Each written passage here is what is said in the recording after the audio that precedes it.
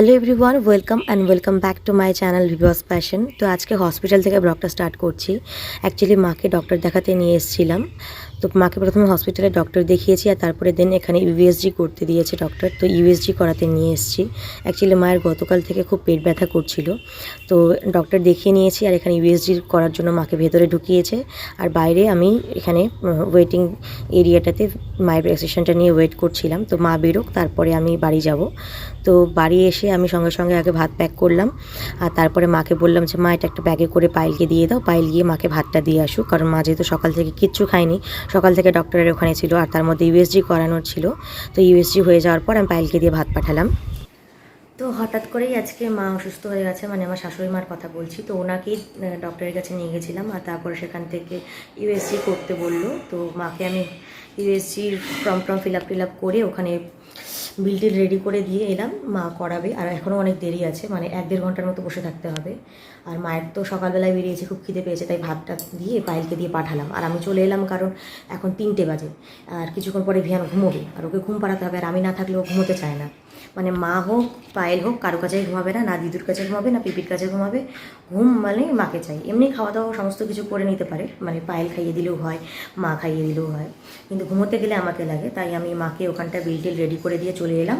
আর যাওয়ার সময় এসে তারপরে ভাতটা রেডি করে পায়েলকে দিয়ে মানে কী বলবো পাঠিয়ে দিলাম। পায়েল ওখানে যাবে, মাকে খাইয়ে টাইয়ে তারপরে একেবারে বিকেলবেলা রিপোর্ট নিয়ে আসবে। তো দেখা যাক কী করে। আর এই যে এখানে দুষ্টু, যার জন্য আমি মাকে ছেড়ে চলে এলাম, এখানে দেখছি এসে খেলা করে যাচ্ছে। আর ওই যে স্নান করিয়ে পাঠিয়ে মানে রেখেছিলাম, হ্যাঁ, আর ওই যে স্নান করিয়ে আমি একে রেখে গেছি, খাইয়ে দাইয়ে স্নান করিয়ে, তারপর থেকে জামাই পরেনি দেখছি, খালি গায়ে খেলে বেড়াচ্ছে। আর আমারও সকাল থেকে খাওয়া হয়নি, আমি এখন খাবারটা খেয়ে নেবো। মায়ের রিপোর্টটা দেওয়ার কথা ছিল বিকেলবেলা, কিন্তু ওরা বললো যে পরের দিন সকালে দেবে। তো সেই জন্য আমরা আর ওয়েট করিনি, ওখান থেকে পায়েলও চলে এসছে, মাও চলে এসছে। আর একেবারে আপনার সাথে সন্ধেবেলা ব্লগ স্টার্ট করলাম। এখন আমি রাতের ডিনারের প্রিপারেশন নিচ্ছি। তো ডিনার করব, একটা আলুর তরকারি মতো করব আর কি। আর আমরা না আলুটাই বেশি খেতে খুব পছন্দ করি, জানি না কেন। পায়েলও, আমিও, আমার হাজব্যান্ডও আলু খেতে ভীষণ ভালোবাসি, এমনকি ভিয়ানও। তো মায়ের জন্য করছি না, কারণ মায়ের আজকে দ্বাদশী, একাদশীর পরের দিন মা সম্পূর্ণ নিরামিষ খায়। তো মা ভাতে সেদ্ধ দিয়ে দিয়েছে কয়েকটা, তো ওটা দিয়ে মা খেয়ে নেবে। আর এখানে তরকারি করছি আমার, পায়েলের আর ভিয়ানের জন্য। তো সাদা আলুর তরকারি করব আর কি। আলুগুলোকে ছোট ছোট করে স্কোয়ার শেপে ডুমো করে কেটে নিয়েছি, আর তারপর এগুলোকে ভালো করে ধুয়ে নেব। আর একটু পেঁয়াজ রসুন ব্যবহার করব আমি এই রান্নায়। জানি সবাই পারেন, সবাই জানেন, তবুও রান্নাটা শেয়ার করছি। কারণ আজকে সত্যি কথা বলতে রান্নাটা করার পর যখন আমি খেয়েছি না, আমি পায়েল আমরা যখনই খেয়েছি ভীষণ ভীষণ ভীষণ ভালো হয়েছে। মানে পায়েল তো খেয়ে সঙ্গে সঙ্গে বলছে বৌদি আরেকদিন করে খুব ভালো হয়েছে। তো এখানে পেঁয়াজগুলোকে কুচি কুচি করে কেটে নিয়েছি। আলুর তরকারি করব, তাই আলু কেটে রেখেছি। আর এখানে পেঁয়াজ আর একটু রসুন আছে, তো এটা দিয়ে একটা আলুর ঝোল করব আর কি। আর মাছটা ভেজে ওটার মধ্যে দিয়ে দেব। তো এটা পেস্ট করে নেব, তাই বাটিতে রেখে দিলাম। আর এখানে মাছটা নুন হলুদ দিয়ে মাখাতে হবে। আর কড়া গরম করতে দিয়েছি, গরম হোক, ততক্ষণে মাছটা নুন হলুদ দিয়ে মাখিয়ে নিই। ভিয়ানের জন্য আমাকে রোজই মাছ করতে হয়, কারণ ছেলে আমার মাছ ছাড়া খেতে পারে না। হয় ওর মাছ লাগবে, না হলে ওর চিকেন লাগবে, না হলে ওর মাটন লাগবে। মানে ডিমটা খুব একটা খেতে পছন্দ করে না সেদ্ধ করে দিলে। তবে যদি অমলেট করে দেওয়া হয় তাহলে মাঝে মাঝে একটু একটু করে নিয়ে খায়। তো মাছ মানে সবথেকে বেশি খেতে যেটা ভালোবাসে সেটা হচ্ছে মাছ। আর ওকে এই পেটির পিসগুলোই দিই আমি। তো দুটো পিস বেঁচেছিল, তো প্রথমে ভাবলাম ঝোলে দেবো, তারপর ভাবছি যে না, দুটো পিসই আছে, ঝোলে দিয়ে কি করব, দুটো ভেজে রেখে দিই। আর ওর ডাল আছে দুপুরের, তো সেই দুপুরের ডালটা ফুটিয়ে দেবো। দুপুর বলতেই বিকেলবেলা, মানে 3:30টার দিকে মা করে দিল আর কি। তো আর এখানে মাছটাকে ভালো করে ভেজে নিই, আর মাছ ভাজা দিয়ে ডাল দিয়ে ভিয়ানের হয়ে যাবে। আর তারপরে বাকিটা যেটা হচ্ছে সেটা আমরাও খাবো, আর ভিয়ানকেও দেবো একটু। আর আমি না আজকের তরকারিতে একটুও ঝাল ব্যবহার করব না। তো এখানে প্রথমে মশলাটা আমি দেখিয়ে দিই কীভাবে তৈরি করছি। পেঁয়াজ কুচি রয়েছে, রসুনের কোয়া রয়েছে, মানে একটা রসুনের অর্ধেক করলে যতগুলো কোয়া পাওয়া যায় আর কি, বড় রসুনের ততগুলো কোয়া নিয়েছি। আর এখানে বড় সাইজের দুটো পেঁয়াজ, আর দুটো সবুজ কাঁচা লঙ্কা চিড়ে দেবো মাঝখান থেকে। আপনারা না চিড়তে চাইলে এটা গোটাগুটিও দিয়ে দিতে পারেন, কারণ ব্লেন্ডারে অলরেডি শেষে ব্লেন্ড হয়েই যাবে। আর তার মধ্যে কী কী মশলা দিচ্ছি আমি সমস্ত কিছু বলে দিচ্ছি এখানটায়। তো সবার প্রথমে দিলাম দারচিনি, আর তারপরে দেবো একটা ছোট এলাচ, মানে সাদা ছোট এলাচগুলো একটাই দেবো। আর তারপরে সামান্য একটু জিরে, দেখতেই পাচ্ছেন কতটুকু দিলাম। আর তারপরে দেবো আদা কুচি, মানে ছোট্ট একটা স্লাইসের আদা কুচি দিয়ে এটাকে সমস্তটা ঢাকা দিয়ে পেস্ট করে নেব। তবে সামান্য একটু জল অ্যাড করতে হবে, সেটা আমি দেখাতে ভুলে গেছি। আর পেস্টটা এরকম একটা সুন্দর তৈরি হবে। আপনারা চাইলে টমেটো বা শুকনো লঙ্কা দিতে পারেন, যেটা আমি আমার জন্মদিনে করেছিলাম টমেটো আর শুকনো লঙ্কা দিয়ে। কিন্তু আজকে ইচ্ছে হলো ঝাল কম দিয়ে একটু সাদা সাদা আলুর তরকারি খেতে। আর এখানে মাছটাকে ভেজে ভালো করে তুলে নেব। আর এই মাছের তেলের মধ্যে ওই মশলাটাকে দিয়ে ভালো করে কষিয়ে নেব। তারপরে মশলাটাকে নেড়ে চেড়ে ভালো করে ভেজে নিতে হবে। তো বাকি প্রসেসটা সবারই জানা, তবে একবার শুধু এভাবে মশলাটা তৈরি করে সাদা আলুর তরকারি করে দেখবেন, ভীষণ ভীষণ ভীষণ ভালো লাগবে খেতে।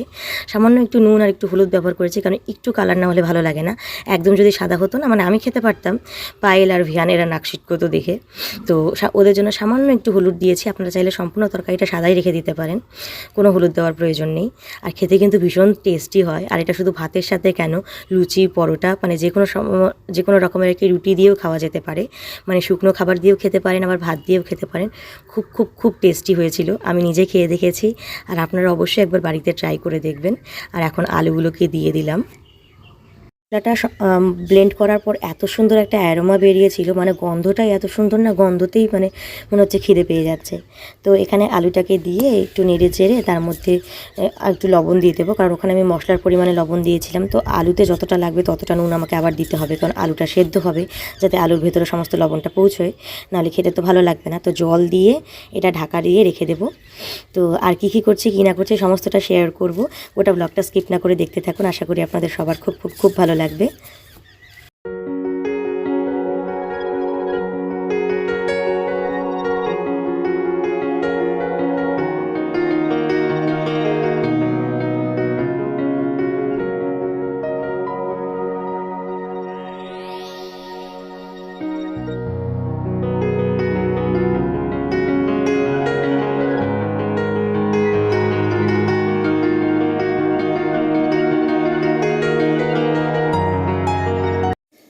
তো রান্না আমার অলমোস্ট কমপ্লিট।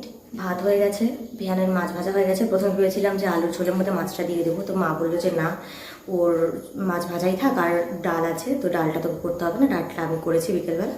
তো ভিয়ানের ডাল আছে, ডাল দিয়ে মাছ ভাজা দিয়ে ভিয়ান ভাত খেয়ে নিতে পারবে। আর আজকে যেহেতু দ্বাদশী, একাদশীর পরের দিন, তো মা তো নিরামিষই খাবে। তো মা ভাতে সেদ্ধ দিয়ে মায়ের ভাতটা খেয়ে নিয়েছে।